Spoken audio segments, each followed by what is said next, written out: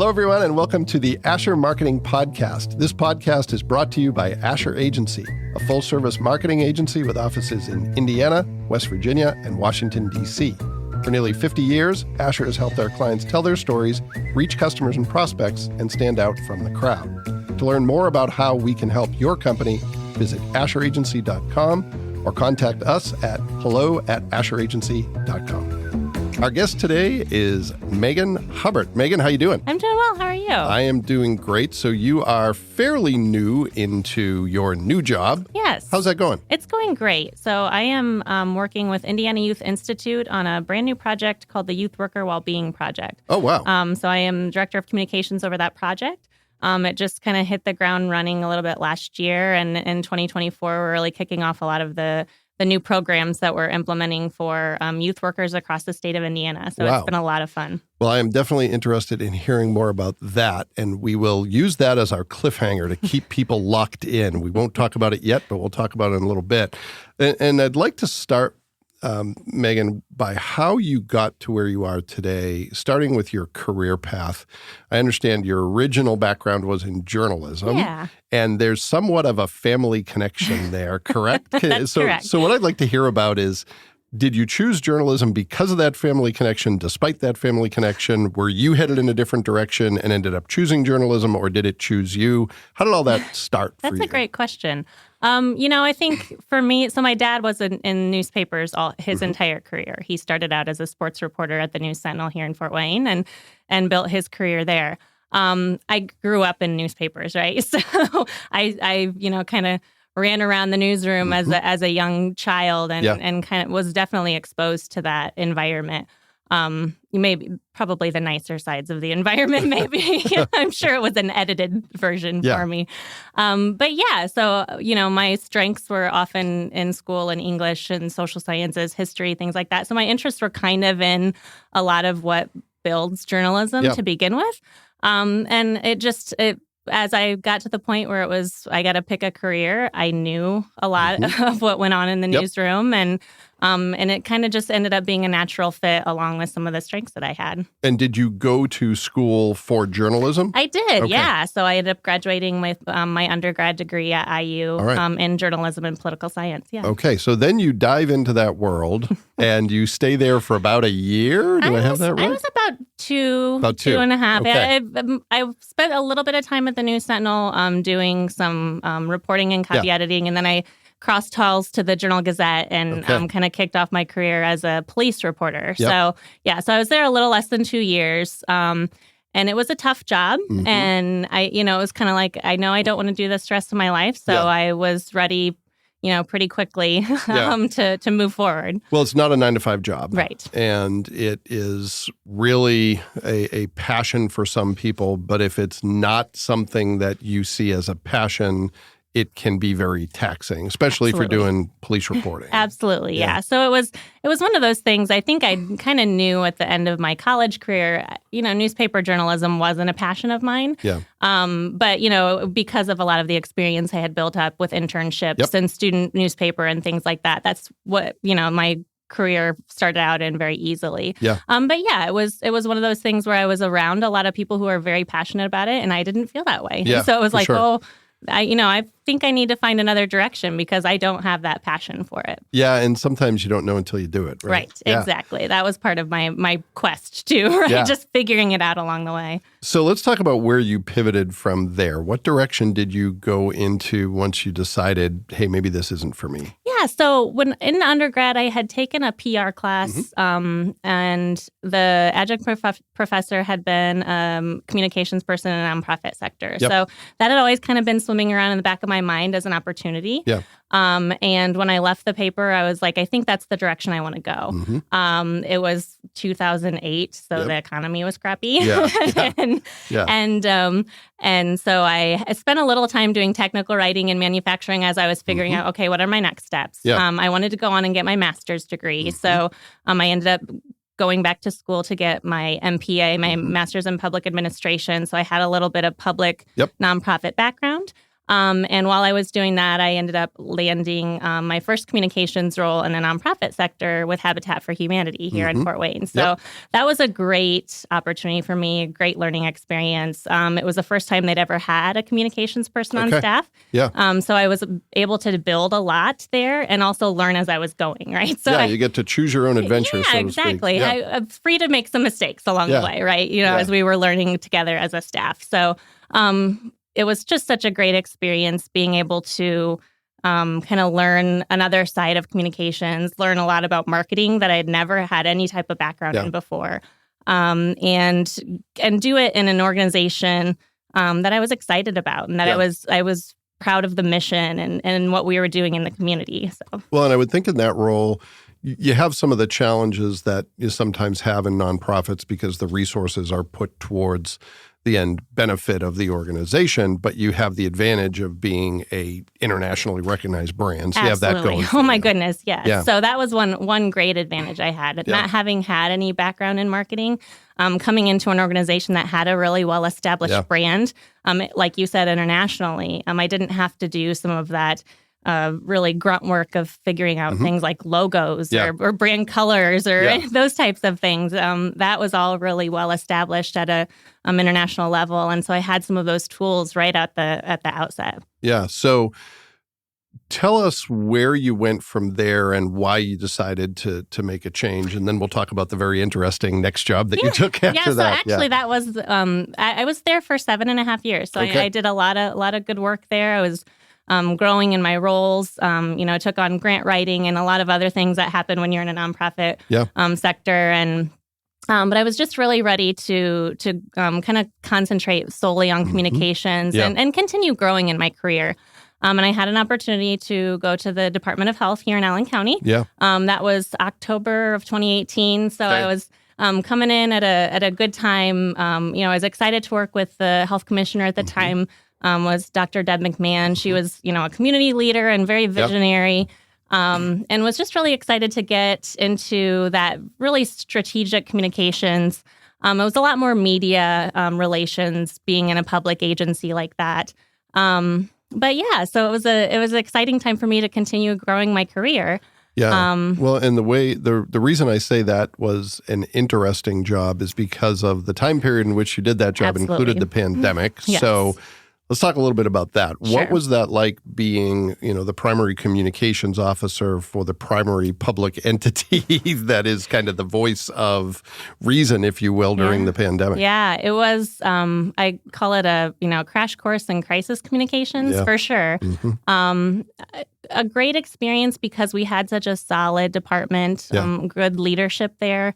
But I think like everyone who looks back at their time during the pandemic, some of it was just like, what the heck happened? For sure. You were just putting one foot in front of the other and doing the best you could. But I think overall, my experience there, the team that I got to work with, all of that was just such a positive experience and an kind of exciting experience in some ways in communications because I can remember Dr. McMahon saying, we're on the side of history, we don't know what's going to happen, but we're making history right now as we're working through this. So being a part of that team where that was the mentality early on, I think that was exciting for sure.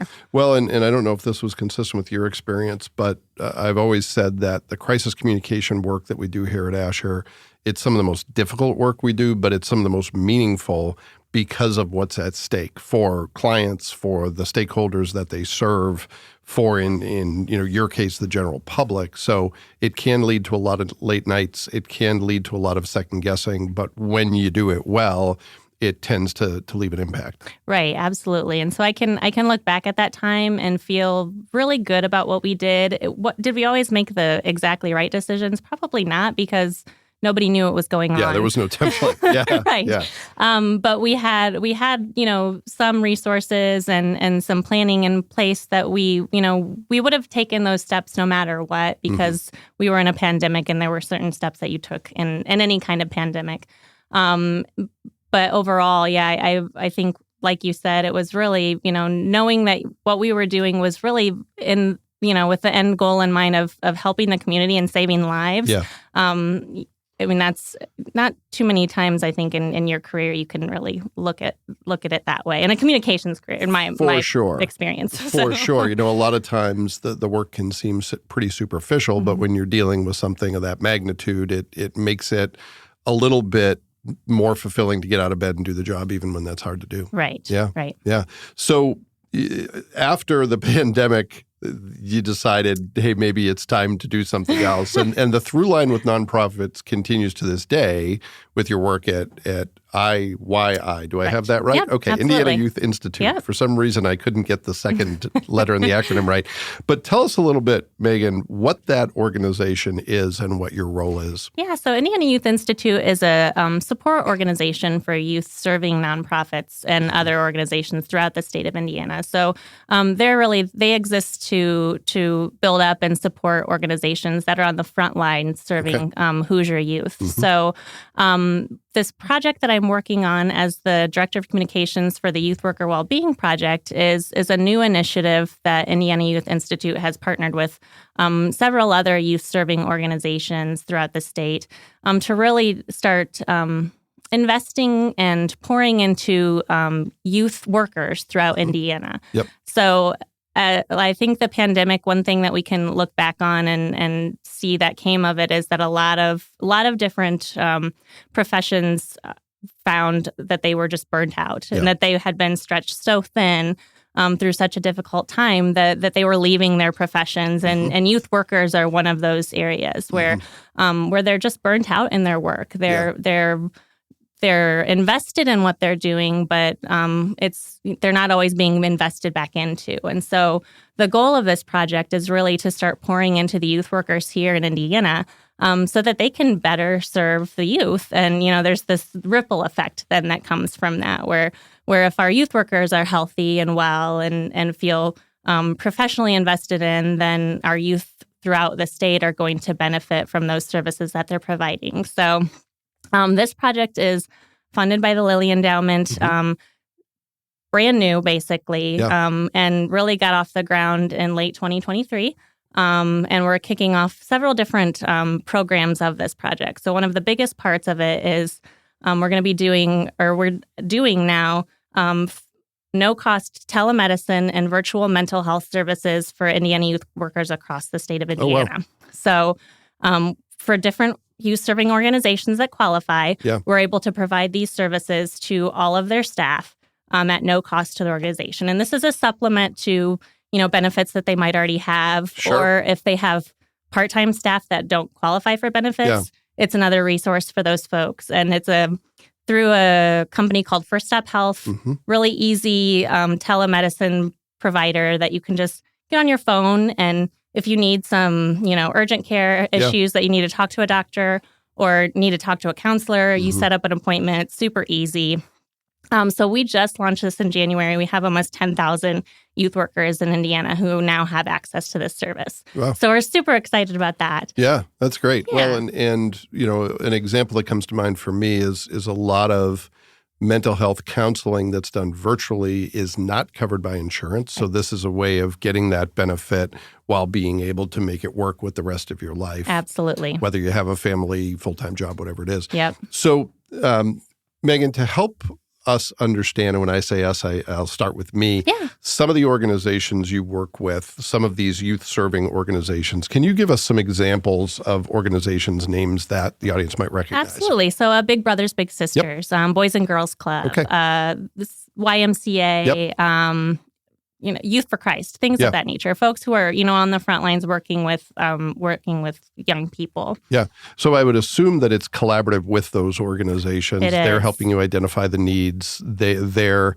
seeing this as a welcome supplement to what they're trying to do to train and retain their staff. Yep, absolutely. So there was a lot of thought and a lot of planning that was put into this project on the back end of things.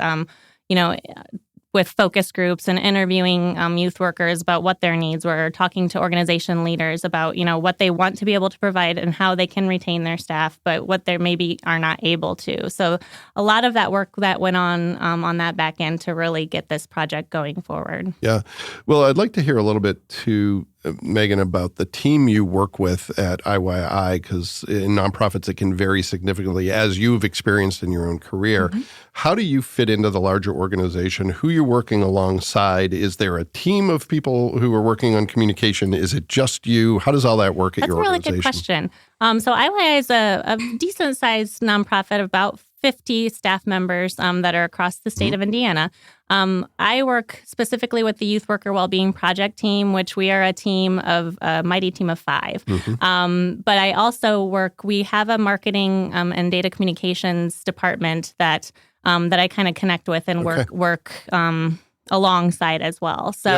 So I have that advantage of coming into an organization where there is an established marketing and communications department, a lot of branding resources that are available. We have a VP who oversees that department, and graphic designer, a senior communications manager, folks that I can work alongside and really help develop some of this new communications that we have around the new project. But then I oversee all of the Youth Worker Wellbeing Project's communications and marketing from my role. So it's definitely a team environment. Okay. And is it, while it's new, it's not starting today, is it mature enough that you're spending most of your time working with the youth serving organizations? Or are you still kind of defining what this work is going to be? So the program is pretty well defined as a project, but we're still building out some pieces of it. So it's kind of gone in phases. We had the big launch of that telemedicine and virtual mental health.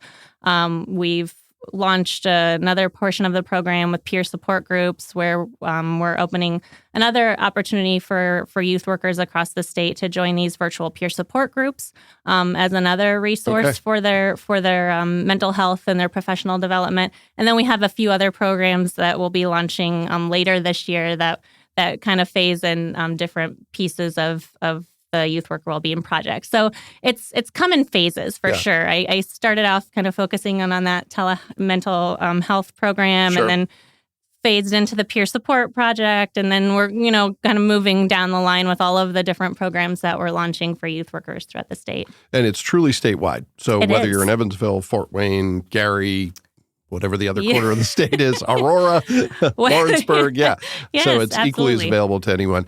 If there's someone who's listening to this who works for a youth serving organization and they feel like they could benefit, how would they get connected to it? Does it have to be through their employer, or can they come directly to IYI? That's a good question. So I would recommend going to our website. Youthworkerwellbeing.org is our URL for our program. IYI.org will also get them there. Okay. And it depends. So something like the peer support group is something where any individual youth worker, if they feel like they need an extra boost, they need connection to their peers, they need a little support and tools to work through challenges that they're facing in their role, they can get into those groups at any time. They don't have to do it through their organization. A program like the telemedicine and mental health, we are enrolling organizations as those organizations. So that's a little bit different of a piece. So it really depends on what they're interested in. So I'd ask them to check out the website. And then we also have an email that they can connect to us directly there if they have additional questions. Well, that's great. It's nice to know that some of the services are available even for those who may be at very small organizations that aren't otherwise connected. Awesome. Yes. And Megan, in addition to the work you do at IYI, you've stayed connected to nonprofits as a volunteer, because you and I served together on the Fort Wayne Trails Board. What else have you done or are you doing on the nonprofit sector as a volunteer, or is it pretty much Fort Wayne Trails for now? Right now it's Fort Wayne Trails. I really got into the idea of board engagement and getting involved in the community. I had spent some time at the Allen County Public Library and their nonprofit resource center. We had a project going there called Get On Board, where we were really trying to engage young people in board engagement throughout the community. And we would hold these events where we did like speed dating with nonprofit organizations and young people interested in getting involved. And so that was a time where I was like really excited about getting into the community and getting involved in board service. I also spent some time as a board intern with the Fort Wayne Museum of Art. So I got a chance to do that for about a year and got a little more experience learning what it was like to be a board member directly.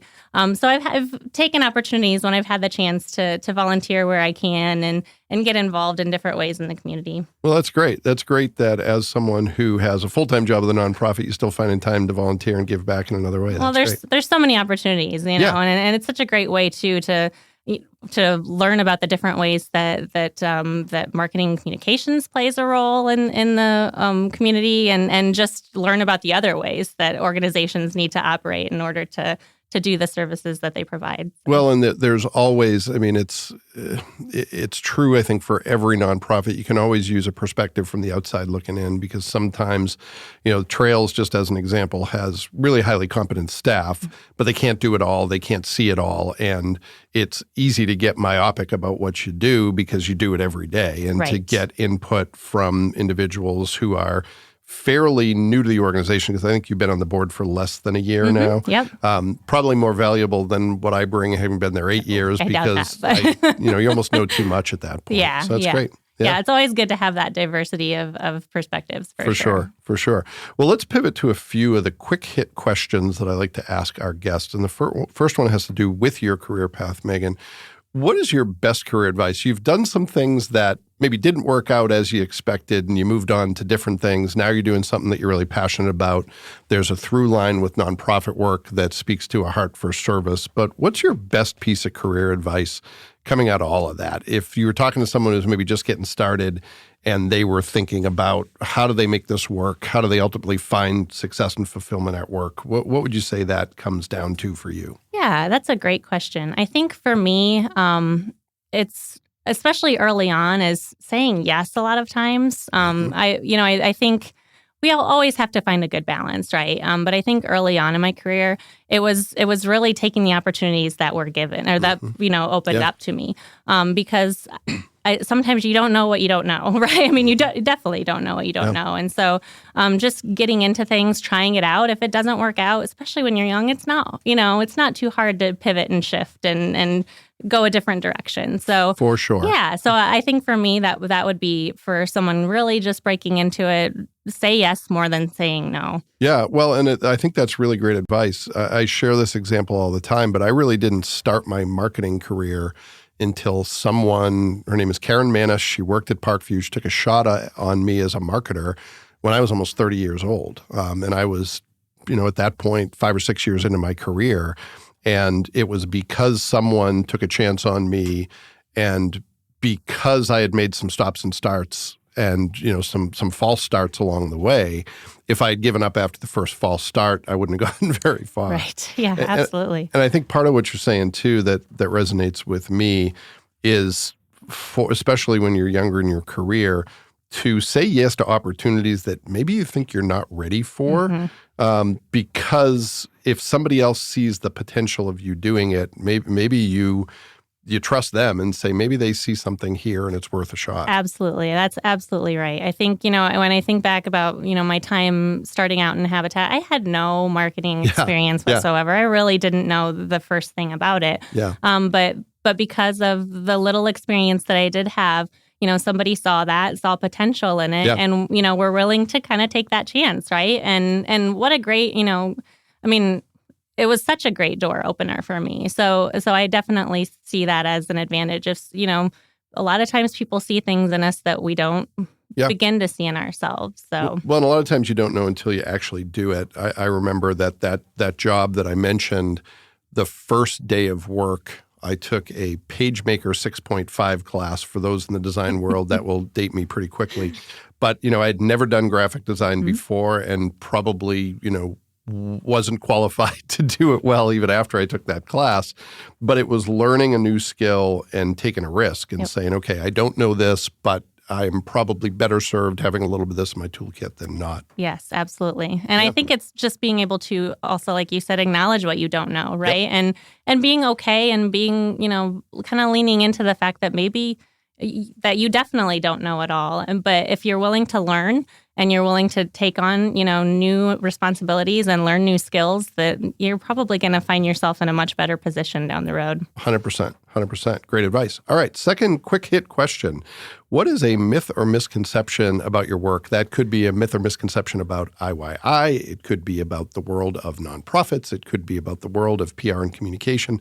Something that you would like to clear up. And maybe it's amplifying something that's not well respected enough or debunking a myth that's just not true. That is a good question. That's a tough one too. One thing that I've encountered a bit in my time in communications and marketing is I think a lot of people on the outside see it as either a magic bullet or the root cause of all of their problems. Mm-hmm. And so, I would encourage folks to not always want to look at marketing communications as either. Mm-hmm. It's definitely an important tool, and in any organization's health and in their strategy and in their success, you need a solid marketing and communications plan there. Yeah.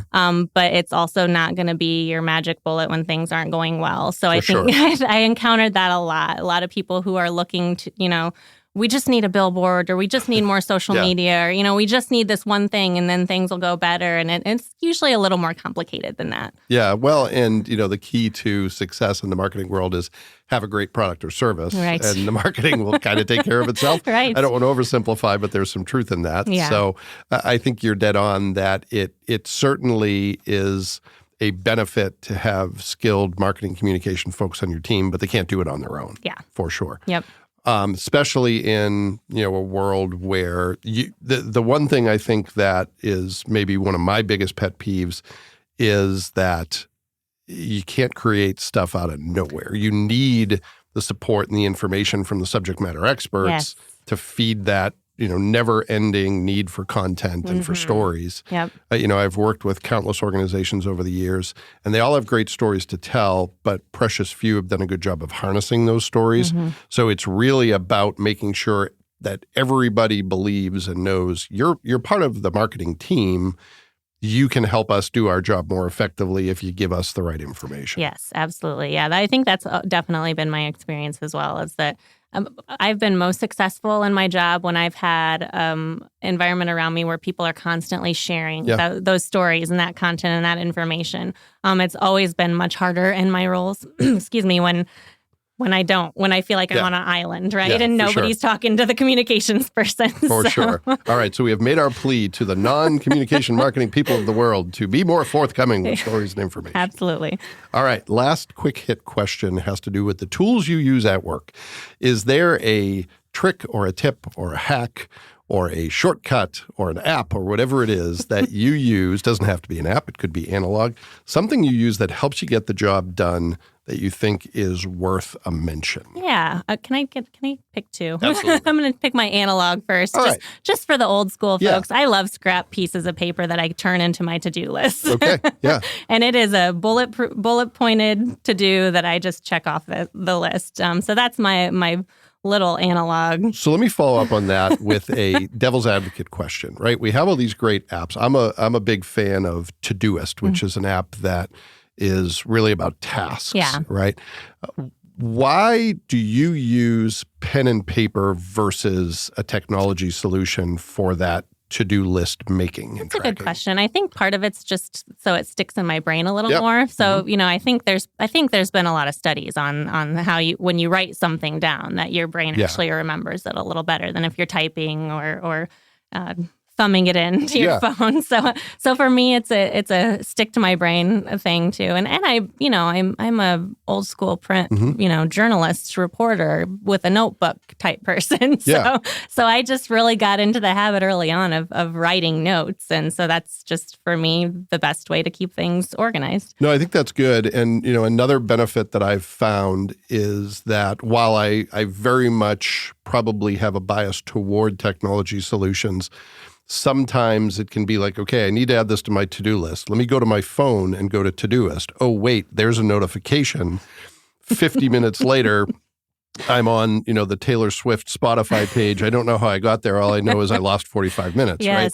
And I don't remember what it is that I went to the phone for. Yeah. So there's that, the never-ending draw of the rabbit hole. Yes, so we are so very distracted these days. 100%. So I am a little bit of an advocate for fewer distractions in your life. So pen and paper it is. Pen and paper it is. All right. But you also had a non-analog tool? I did. So from that nonprofit public background where, sometimes you have very little or no marketing budget at all. Yeah. Finding free tools out there is for sure a great advantage, right? Yeah. So early on, I didn't have it at Habitat, but when I was with the health department, became aware of Canva, and man, that was a great tool for me. I'd worked in Adobe Creative Suite with Habitat, and and learned a lot of basic, like you had talked about your basic graphic design skills. Yeah. I learned some of that there, but Canva was wow, all of these templates and tools and resources to make things look pretty nice, without having the money to do it. So that, if you're, particularly for my nonprofit friends out there, if they have very little budget, not a lot of graphic design experience, and are looking to make things look a little more polished, that's a great tool available to them. I think that's a great recommendation, and others have mentioned that as well, but I think it is still underappreciated. A lot of my designer friends really don't like Canva. Of course they don't. Understandably. But I am really astounded at the need that it fills, because it is lower cost. It is much more user-friendly. I mean, when I mentioned PageMaker 6.5 and the basics, even the basics were a foreign language to me. Yeah. It's like, you got to pull down the window shade. I'm like, what are you talking about? But Canva, I think, has really done a great job of filling that need for if you are not a trained graphic designer, but you want it to look good. And I think it's really a reflection of how the content engine has changed. Yes. When I started my career, your need for content was relatively rare. You had time. It was higher production values, more time.